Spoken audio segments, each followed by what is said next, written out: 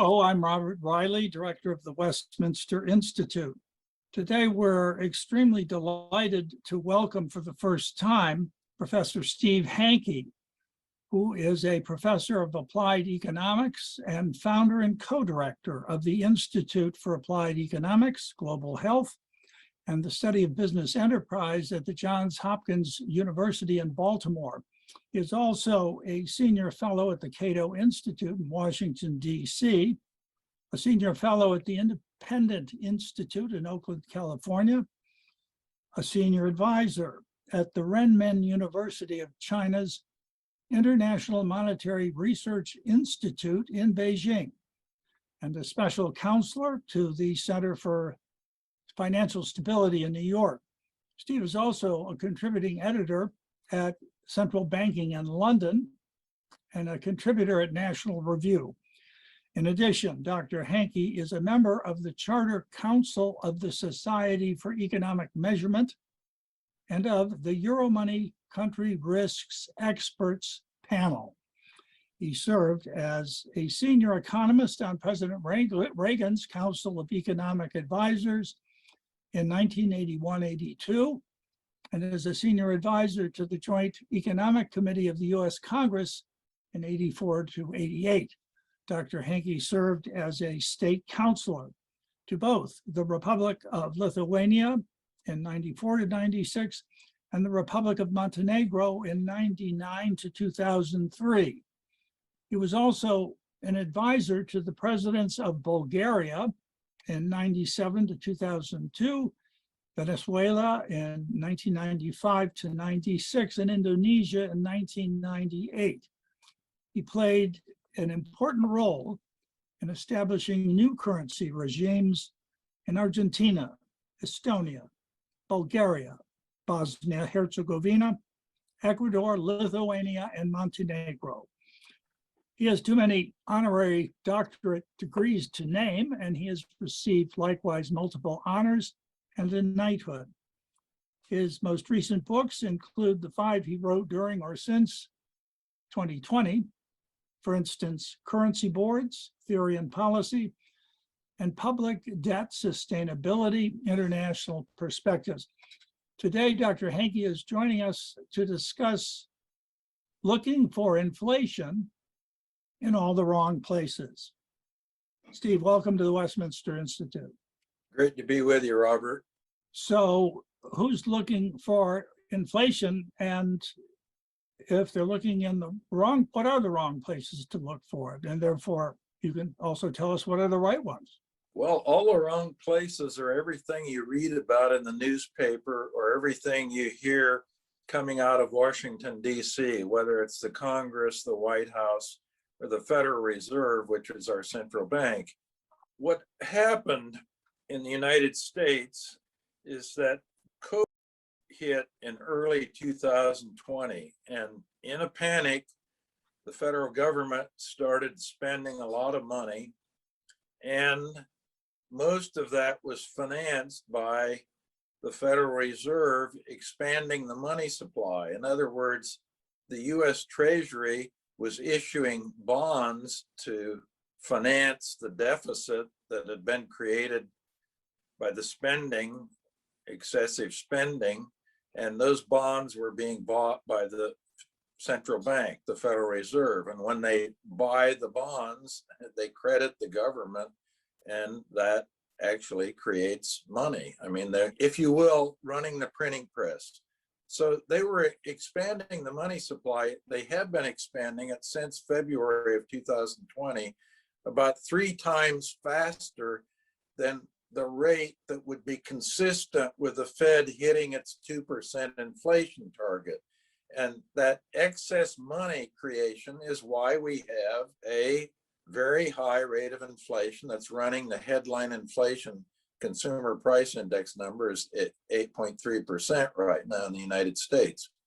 So that's why we have inflation. It's too much money, but all the wrong places. Now the Fed and the government, they don't want us looking and fingering the government spending and financing of that with Federal Reserve money.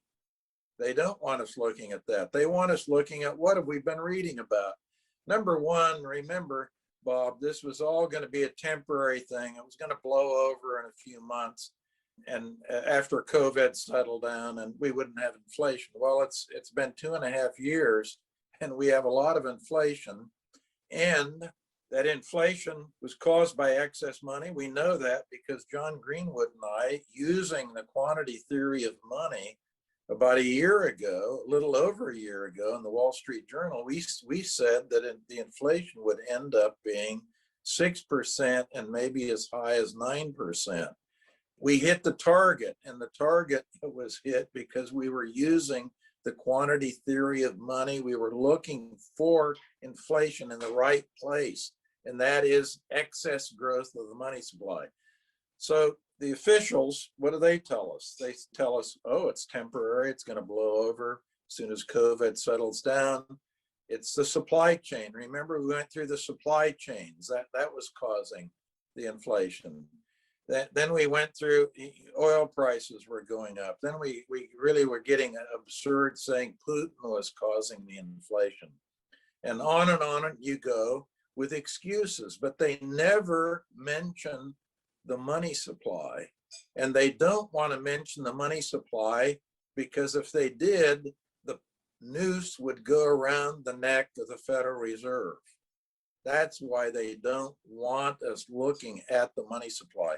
And to give you an idea about this, Bob, Jerome Powell is the chairman of the Federal Reserve. And in testimony in February of 2021, here's what he had to say about the growth in the money supply measured by what they call M2. He said, in quotes, the growth of M2 doesn't really have important implications for the economic outlook. And then just this past month at the Cato Institute in a question and answer period, he tripled down on this thing. He said, in quotes, for really many years now, monetary aggregates don't play an important role in our formulation of policy. Another quote, changes in monetary aggregates have not had a consistent, reliable relationship. They haven't been a good predictor of the economy or inflation. He also said monetary aggregates don't play an important role in our formulation of policy, and we don't think they are generally a good way to think about policy or inflation. So here's the head of a central bank producing money, and he's telling us money isn't important. This is all complete nonsense, by the way. If you look even at one of my favorite studies, actually Warren Weber did this at the Minneapolis Federal Reserve a publication in 2001. He looked at the rate of growth in the money supply and the rate of inflation in 110 countries. So he had essentially every major country in the world, and he found that there was a 1-to-1 relationship. If the money supply goes up by 1, the inflation goes up by 1. That's what it means. You had a perfect fit between changes in the money supply and inflation. And we all know this, and we've known it since really the 16th century when the quantity theory of money first arose. And ever since then, most economists adopt or embrace the quantity theory of money in one form or another. But this Federal Reserve has said no, it's useless. Now, all the central banks, by the way, around the world have gotten on this bandwagon. If you listen to the Bank of England, you will see the same thing. Christine Lagarde, the head of the ECB, the European Central Bank, she says the same thing. Look at supply chains, look at oil, look at Putin, look at everything but the money supply. So that's how we got the inflation. It's all about the money supply. One way you make this crystal clear is through your bathtub analogy. Just to step back for a moment, could you talk us through that? Yeah, let's talk about the bathtub, because the first step is going to be how we got this inflation and where we look for the inflation. And we look in the bathtub, the monetary bathtub. So we've had money coming into the bathtub through the spigot since February of 2020. And that has increased the money supply going into the tub by a little over 40% in 2.5 years. Now, what happens once the money gets into the tub? Well, some drains out naturally because the economy is growing, and to accommodate that economic growth, you need money. So some of it drains out the economic growth drain. And then the second drain is the demand for money. As people become more wealthy and their incomes increase, they demand to hold more money. So that's another drain that drains some out of the bathtub. But if you look at everything that's gone in and the amount that's drained out, only about 50% of that 40 to 41% increase that's gone into the tub was actually drained out. So you've got a lot of money left in the tub, and that's excess money. Now, where does that go? That goes out what I call the inflation overflow valve. And that is why we have number one, inflation now. And by the way, it doesn't come out of the overflow valve immediately, Bob. There's a lag of 12 to 24 months, maybe even in some cases a little longer than 24 months, that takes the excess money going out the valve to actually get into the economy and create inflation. So this gets to where we're going forward. And John Greenwood and I collaborate and work on this bathtub thing pretty intensively. And Greenwood and I have forecasted, as I said, not only a year ago correctly where we would be now using the quantity theory of money in the bathtub, but by the end of this year, we will still be at 6 to 8% year over year. The annual inflation rate in December, which is coming up pretty soon, will be 6 to 8%. And in 2023, the excess will still be coming out of the overflow. And that inflation rate, we think, will be around 5% on an annual basis by the end of 2023, going into 2024. So that's kind of the inflation of the bathtub analogy and so forth. The point now, however, is that the Fed, that is not looking at the money supply, all of a sudden is panicked because, of course, the public, their number one problem and anxiety concerns inflation. The public doesn't like this. So the Fed has pivoted and they said, well, we're going to kill inflation now. We've got inflation. We were not able to anticipate it. We don't know where it came from, according to them, but we have it. And now, even though they're flying blind, they're not looking at the money supply. Somehow they're going to increase interest rates, reduce the size of the balance sheet at the Federal Reserve, and kill inflation. Well, if you look at what's been happening the last 6 months, the money supply essentially hasn't grown at all. And that's before they've even started tightening the screws.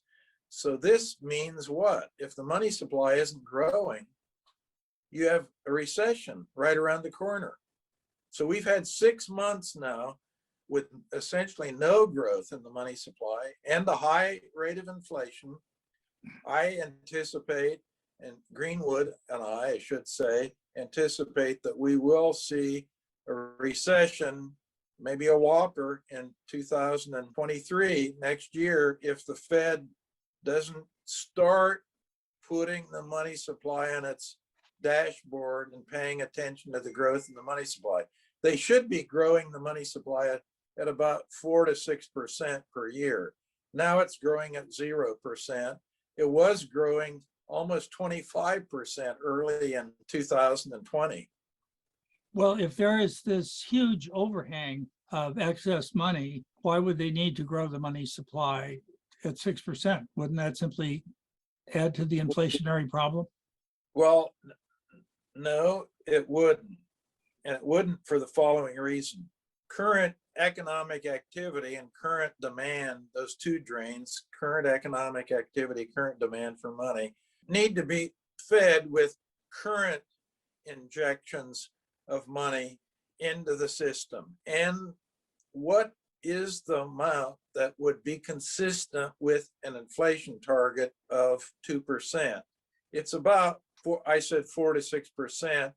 It's really closer to 6%, but I would err now, since they're trying to slowly get inflation under control, to have it growing at around 4%.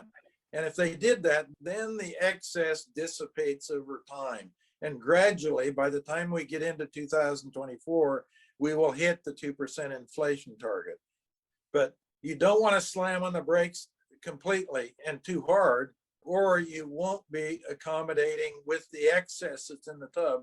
That's coming out, by the way. That's pretty much earmarked, Bob, for inflation. The excess really is earmarked for inflation. It isn't earmarked to facilitate current economic activity or current demand growth for money. So the ideal thing, you say, well, what would you do, Hanke? And I would, number one, they have to admit that money causes inflation. Changes in the money supply cause changes in the consumer price index. That's point number one. They have canceled that. They have to put that on their altimeter so that they're not flying blind. Right now, they're flying in an airplane with an altimeter. It doesn't have anything on it. And the only thing on it that counts in a central bank is a money supply. So they have to get the altimeter with a money supply on it. They have to fly with that around 4%. And if they do that, the inflation will gradually come down and work itself out of the system by 2024. Well, what so many of the governors of the board, the Federal Reserve Board, seem to be saying is that our tool to fight inflation is raising interest rates, which, as we know, were kept pretty much near zero for so many years. And now at their meetings, they're jumping it up by 75 points, and they intend to do more.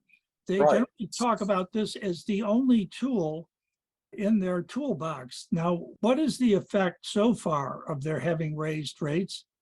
And what will be the effect of their continuing to do it? Is that the engine of this whopper of a recession you say may take place? Well, this is a good question, Bob. Let me quote Milton Friedman on this. Milton Friedman, who is really the kind of contemporary dean, if you will, of the quantity theory of money. Friedman, and I'm quoting, said, monetary policy is not about interest rates. It is about the quantity of money. So that gets to your question. We don't know what the linkage is between changes in interest rates and changes in the money supply. It's a very fuzzy kind of picture. Sometimes we've had episodes where they've increased interest rates a lot in the United States, and it hasn't changed the money supply very much. And it hasn't even really slowed down the economy very much. Other times they've increased the interest rates and boom, we have a sharp reduction in the money supply and a sharp reduction in economic activity. It's the money supply that counts, and this linkage and focus on the interest rates is just the wrong place to look. We said looking for inflation in all the wrong places. That's how we started. And we said wrong place, supply chain, that's the wrong place. Oil prices, that's the wrong place. Putin, that's the wrong place, and so forth. Controlling the money supply by interest rates alone is looking, in a way, at the wrong place. They really have the wrong thing on the altimeter. They don't have the money supply. They do have interest rates. They're looking at that. And they're also talking about what they call quantitative tightening. That's another thing, and that's reducing the size of the balance sheet of the Federal Reserve. And instead of buying bonds and creating more new money, they will let the bonds that they have mature and in that way shrink. They won't be selling the bonds that they have. That would obviously shrink the money supply. They'll just let them mature, and that will slowly shrink their balance sheet and the money supply also. How is this like and how is it unlike what happened in the United States in the late 70s and early 80s when Paul Volcker was the chairman of the Federal Reserve? I remember moving to Washington, D.C. to work in the Reagan administration, and I bought a house in early 1981, and I was paying 16% on the mortgage. It was quite startling time. And on the surface of it, doesn't it look like the Fed now is doing what Volcker did then? No, this is a very good question, because the Fed in the late 70s had produced a lot of excess money. There was a lot of excess money in the monetary bathtub. We had very high inflation, and we had actually what they call stagflation. The economy wasn't growing, and we had a lot of inflation. So Volcker was appointed by Carter in 1979. Then when Reagan came in, Reagan gave Volcker the green light. He said, look, we want to kill inflation. That's one thing that we're after in the new Reagan administration, which of course I was in there with you at that time, as you recall, those early days with President Reagan. Volcker was a monetarist. He used the quantity theory of money. He had the money supply on his altimeter, and that's what he was watching. And he was trying to reduce the growth rate in the money supply, and with that, kill inflation, which he did, in fact.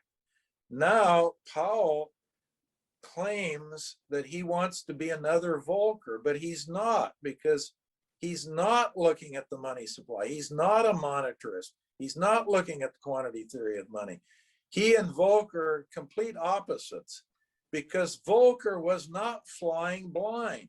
He was flying the Fed airplane, and he had the money supply on the altimeter. That's not the case with Powell. He's flying the plane blind. He doesn't have the money supply on the altimeter. That's the problem. And I think if they keep up with what they're doing, no growth in the money supply, or maybe they'll even bring it so far down it'll be negative, we're going to have a whopper of a recession next year. That's where I think that's the danger. And when you're flying blind, it's dangerous.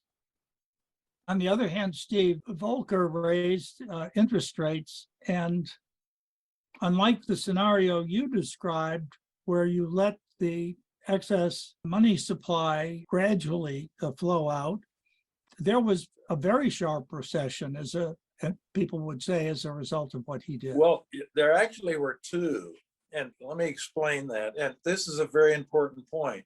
There were actually two recessions in Reagan's first term, as you'll recall. And what happened, Volcker had the right idea, monetarism, money on the dashboard. And the problem was the altimeter he had, the measurements they had for money were inaccurate. He thought that he was lowering the growth rate in the money supply just right. In fact, he was lowering it excessively, but he didn't know it. And there were a group of researchers in the research department at the Federal Reserve who actually knew this, but Volcker was not given the proper information. So this was a calibration, a measurement of the money supply that was misleading Volcker. Volcker was in principle doing exactly the right thing. He just didn't know when he looked at the altimeter that he was actually flying at a lot lower level than the altimeter was registering. Steve, can we talk about the relationship between fiscal policy and monetary policy? It seems that the Fed has moved in lockstep with the excessive deficits that successive administrations, whether Republican or Democratic, have run. Can you develop that? Yes, this confuses a lot of people. And let us start by making the important point that the fiscal deficits don't cause inflation. And you can run fiscal deficits with stable inflation, no increasing in inflation. And you do that by selling the bonds that are required to finance that deficit to the general public. So they sell them to Steve Hanke and Bob Riley. And what happens? We send the Treasury money, they give us a bond in exchange, and the money supply hasn't changed. The money supply hasn't changed. And money supply changes are what cause inflation to change. Now, look at what they did in the post-COVID period. The deficit increased, the Treasury issued bonds, but it didn't sell them to the general public. It sold them to the Federal Reserve. And the Federal Reserve literally creates money. They credit the government's account when they buy those bonds, and that increases the money supply.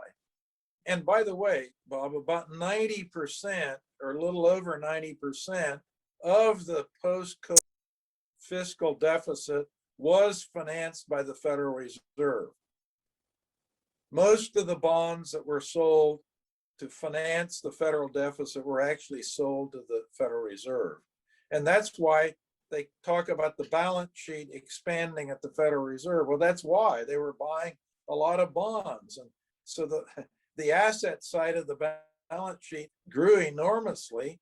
And of course, they did that expansion by issuing credit to the government and creating money. The size of these deficits was so enormous, could the public market absorb? Oh, the public market would have absorbed them, but let's go through what would have happened. To do that, sell bonds to you and me, that takes money out of our pocket, okay? So that takes money out of the system. And that's one reason, by the way, why you don't get inflation. They give us a bond, but we have to pay for it, and our checking account goes down, and checking accounts count as money. So the money supply decreases. That's one aspect. The other aspect, to entice us to buy the bonds, they're probably going to have to pay higher interest rates. Well, they don't want to do that. They wanted a free lunch, basically.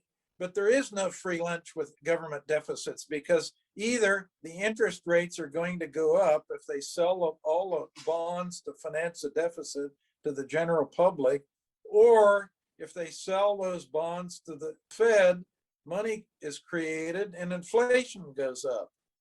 But by the way, over time, interest rates always follow inflation. So even with that second option, by creating more money, by selling the bonds to the Fed and creating inflation, eventually interest rates are going to go up anyway, because interest rates, as we see right now, interest rates follow inflation. They don't lead inflation, they follow inflation.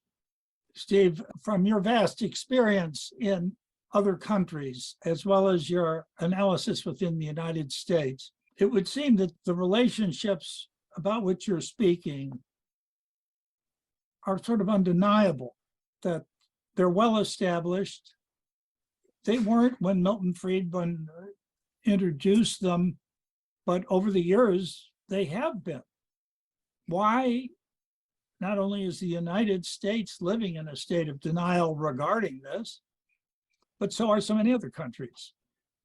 The big reason comes back to what I kind of alluded to initially, and that is the Federal Reserve doesn't want to take any responsibility for inflation, because inflation's bad. The public doesn't like inflation.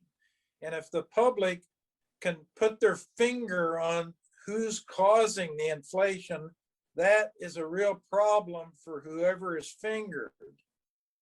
And the Fed doesn't want money to be mentioned at all. And the reason why is they're the ones responsible for the money supply. So they would like to take that off the table. If they can do that, they never will be fingered as a causal factor in the thing. So that's why this new song sheet has been produced in which all the central bankers are saying, look for inflation in all the wrong places. You know, Okay, let's say you could finger the Fed, and everyone generally understood they're the ones who are responsible for this. It's independent. How do you hold the Fed accountable? well, you hold them accountable because the governors and the chairman are up for appointment, as you know. So it is an independent institution, but in a way that's kind of a fiction because there is pressure put on the central bank from the Congress and also from the White House. So it isn't like they're operating completely in a vacuum. And ultimately, they have terms. They're not appointed like the Supreme Court justices for life. If they want to keep their job, they better be satisfying Capitol Hill as well as the White House. So there is really kind of a connection. They are responsible in the sense that their term limits. Well, which means everyone is complicit in this. Oh yeah, it's a great Washington game that's being played now. You have the White House saying exactly the same thing. I mean, the president, by the way, President Biden, to show you how bad this is, he actually said, this was right before he was elected, he said Milton Friedman is not running the show anymore. That's a quote. And why did he say that?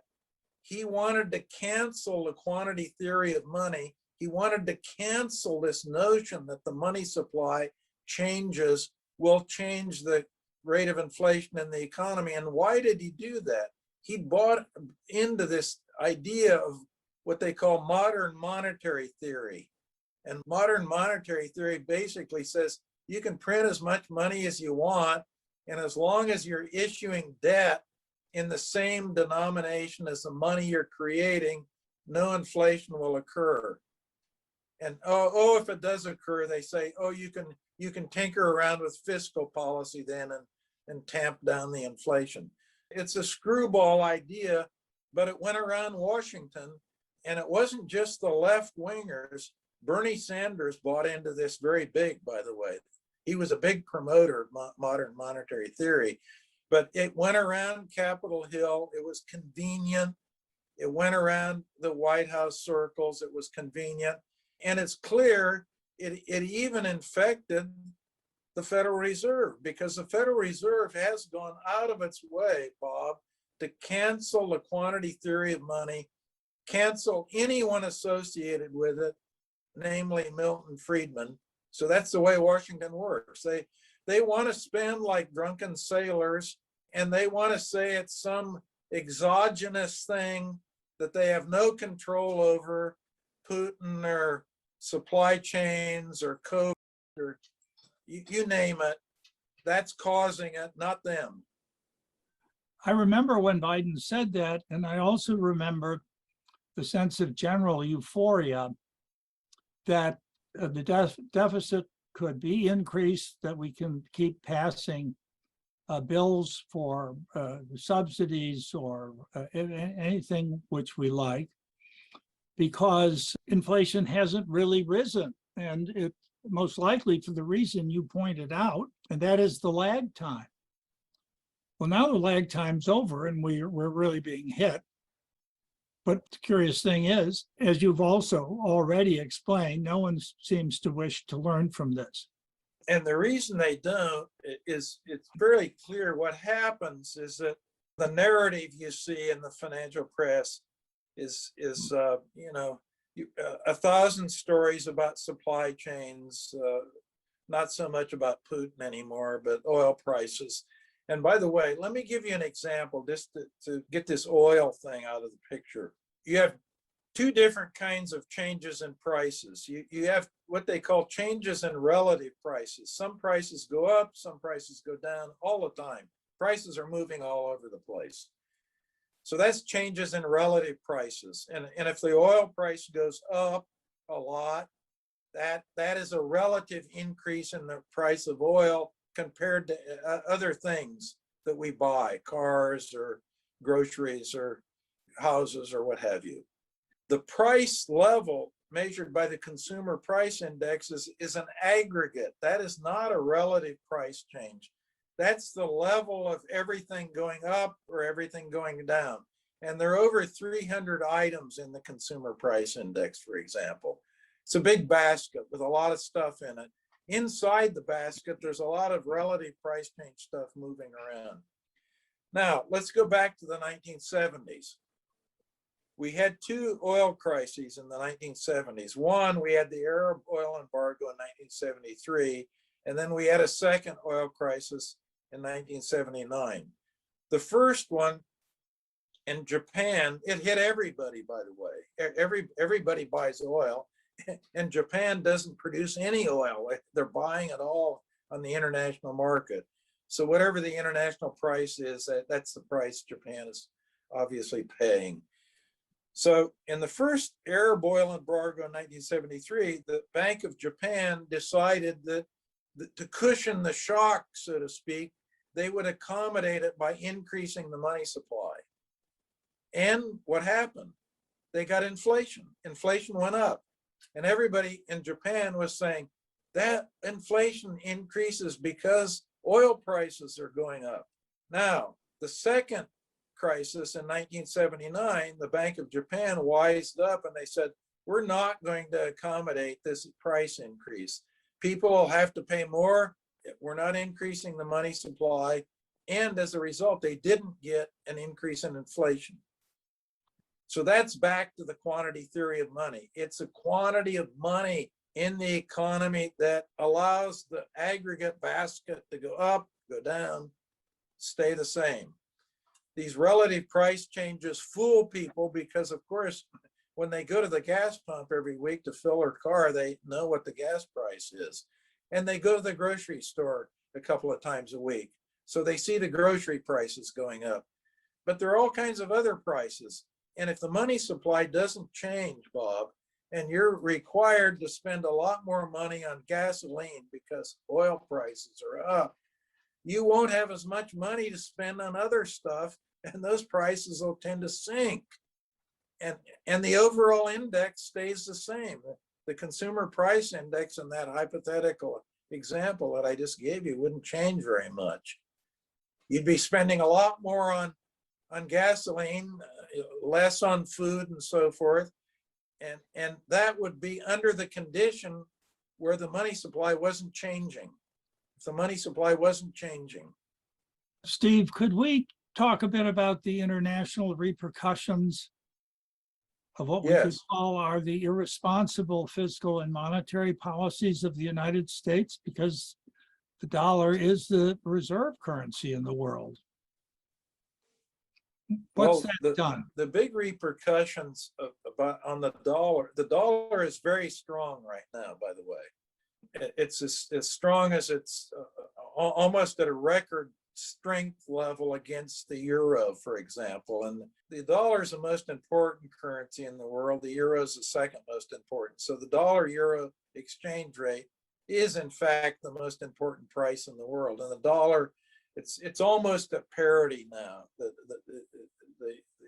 dollar-euro exchange rate. Dollar very strong. So what this does, and the question is why? Well, there are two things. People say, well, the Federal Reserve started increasing interest rates a little faster than the European Central Bank and other central banks. And since you can earn more interest now in the dollar than you relative to these other currencies, the dollar tends to go up. I think that's true. That is a factor. The big thing going on is the war with Russia.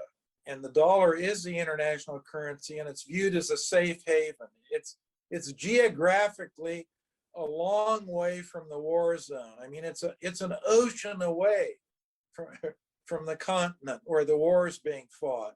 And whenever a war is being fought on the continent, there's kind of a gradient going away from the war. The currency, as you go further and further away from the war, currencies further away become stronger. And with the US dollar being the international currency, of course, this is a big deal. So the war is really, I think, one of the main factors driving the dollar up. Now you say, well, what does this do to other internationally? Well, it makes it tough on other countries that have seen big depreciations in their currencies, because most of those countries issue their debt in US dollars.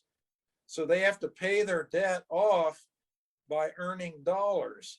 And that means if they've had a depreciated currency, well, it takes a lot more of those depreciated units of currency to get a dollar than it did before.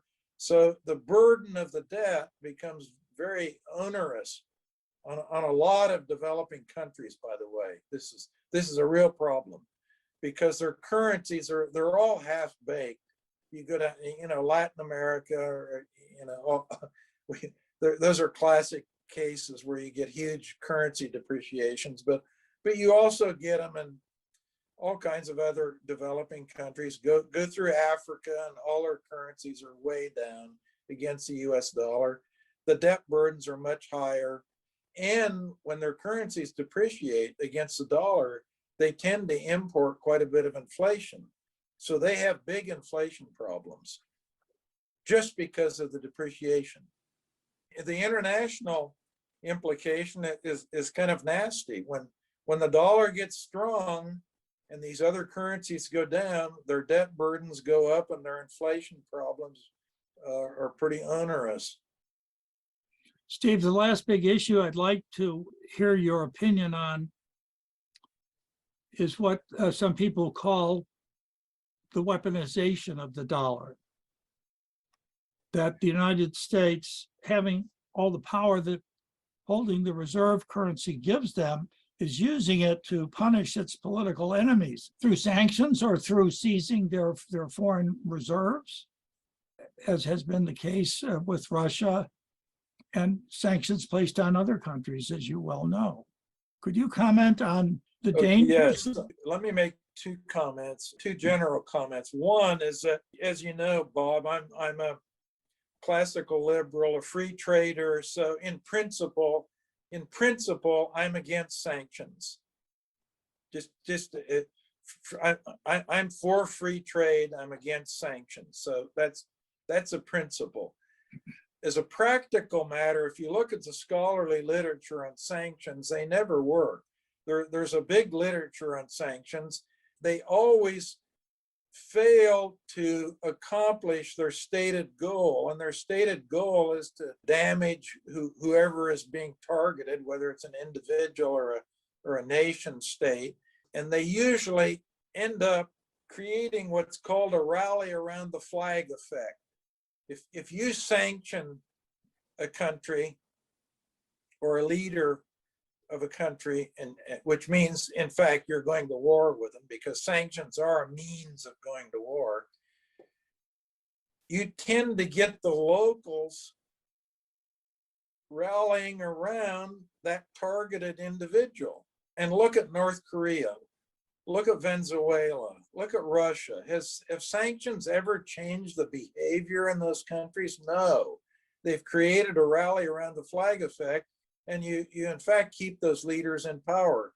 And you do damage their economies, there's no question about that. But you create a lot of negative unintended consequences that are even worse in terms of blowback on those who impose the sanctions on the targeted enemy. And just look at what's happening in Europe. Sanctions against Russia are damaging Russia. They are literally destroying Europe. So they're a fool's game. They're a stupid thing, a dumb thing. Anyone who's ever studied sanctions knows that they don't work. Now, let me tell you about one example. This was in the Trump administration. One Sunday afternoon, Secretary Pompeo called me, Secretary of State Pompeo, that is. He had it prearranged. His staff had called me before, a few hours before, and said, could the secretary speak to you about sanctions on Hong Kong, that they were contemplating putting financial sanctions on Hong Kong. And Pompeo wanted to do this. We talked for about 35 minutes. He was for putting sanctions on to punish China for what China had been doing interfering with democratic processes in Hong Kong, among other things. I was adamantly opposed for the two reasons that I just gave you. In principle and in practice, they don't work. And there was a third thing, and that's weaponizing the dollar itself, because Hong Kong produces the Hong Kong dollar, but they do it with a currency board system. And the Hong Kong dollar trades at a fixed exchange rate of 7.8 Hong Kong dollar for $1 US. And the Hong Kong dollars are backed 100% with US dollar reserves. That means that the Hong Kong dollar is a clone of the US dollar. It's the same thing as the US dollar. Now, the one reason I was against any freezing of assets or sanctions on Hong Kong, we'd be weaponizing the dollar, and we'd be taking property. This is exactly what we did. We did do that with Russia, by the way. We froze their reserves, but I was totally against this. And that was a Sunday afternoon. Monday morning, Pompeo, the President of the United States, Secretary of Treasury Mnuchin, and several others met, and they decided they would not impose sanctions on Hong Kong. I got a call from the White House. The call was basically said, Hanke, you won. We're not putting sanctions on Hong Kong. The weaponization, by the way, has a long-term, I think long-term, very dangerous. Weaponizing the dollar, like if they would have sanctioned Hong Kong, or they did sanction and freeze those assets and interfere with the SWIFT payment system for Russia. This will eventually come back to haunt the US, because other countries won't view the US dollar as being safe. And if they don't view it as being safe, they'll go to some other substitute. Now, eventually, this hasn't happened yet, and I don't know if it will happen, but it could happen. If the US wasn't the international currency, people say, oh, who cares? You know, we're in the United States, who cares about that? It allows the US to borrow money cheaply. That's why we run a trade deficit every year since 1975 in the United States. How do we finance that? How can we do this forever, run a trade deficit? We do it because the dollar is an international currency, and people are willing to send capital to the United States. And they do that because the US dollar hasn't been weaponized, it's safe, they get a good return, et cetera, et cetera. So that international currency status of the United States dollar is very important to US citizens, because it allows us to do what? It allows us to consume a lot more than we make. Well, it seems that there are measures afoot, particularly on the part of China and Russia, to come up with an alternate payment system. And the Saudis, I think, have agreed to use one of those payment systems. Turkey has agreed to pay Russia in rubles. This is kind of, the camel's nose under the tent problem. If you weaponize your currency, you are asking for trouble. And how big the trouble will be, I don't know. But you are inviting substitutes to come in.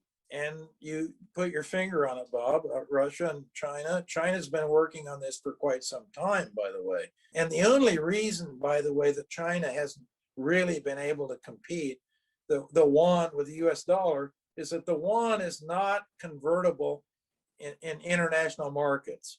It basically can be used in China. It isn't like the US dollar. US dollar, you can take it any place in the world and exchange it for whatever the local currency is, or most people are just happy to get dollars anyway. You go to Latin America or most developing countries, and you ride in a taxi and ask the guy what the price is and ask him if he wants dollars. He'll say, oh yeah, I'll take dollars anytime, Just a closing question, Steve. You said we may be in for a whopper of a recession because of the way the Federal Reserve has handled this situation. What about Europe? And of course, Great Britain is experiencing a very high rate of inflation. There's inflation in the European countries. They're getting exactly the kind of blowback that you're describing from the sanctions on Russia in the enormous rise in energy costs and the jeopardy that's placing on their economies, which rely on gas to function. Are they in for a whopper there also? Yes, they're in for a whopper, kind of for different reasons in the United States. You put your finger on it. It's a sanctions blowback is disrupting the economies tremendously in Europe. I think people are not aware of what's going on. They're really in bad shape, particularly in Germany. Germany is kind of the epicenter of things.